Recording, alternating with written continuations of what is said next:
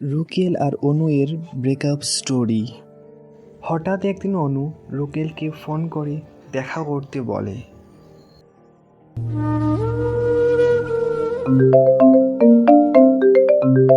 Hello, কি করছো? এই তো বসে আছি, বলো। তুমি এখনই আমার সাথে দেখা করো তো। কোথায় বলো? আমরা যেখানে দেখা করি ওখানেই আসো। ঠিক আছে, আসতেছি, দাঁড়াও।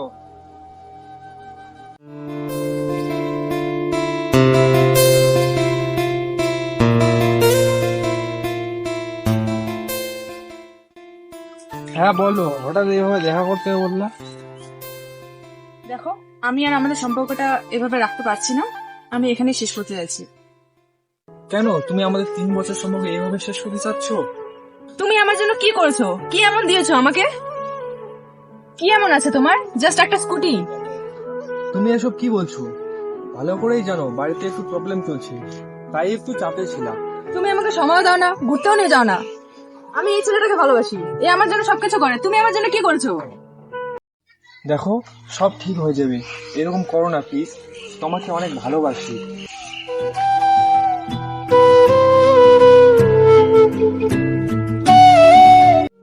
আমি আর কিছু শুনতে চাই না। তুমি তোমার মতো থাকো, আমি গেলাম। প্লিজ আমাকে ছেড়ে যেও না, প্লিজ। ছাড়ো আমাকে, ছাড়ো। প্লিজ অনু, যেও না।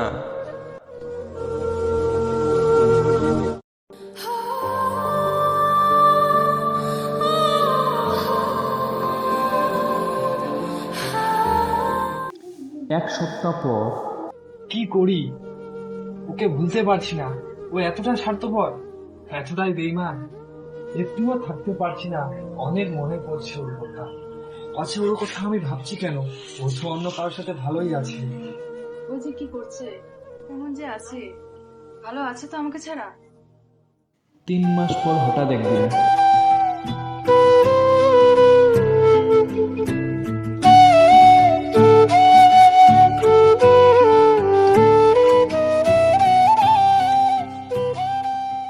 ওই দাঁড়াও।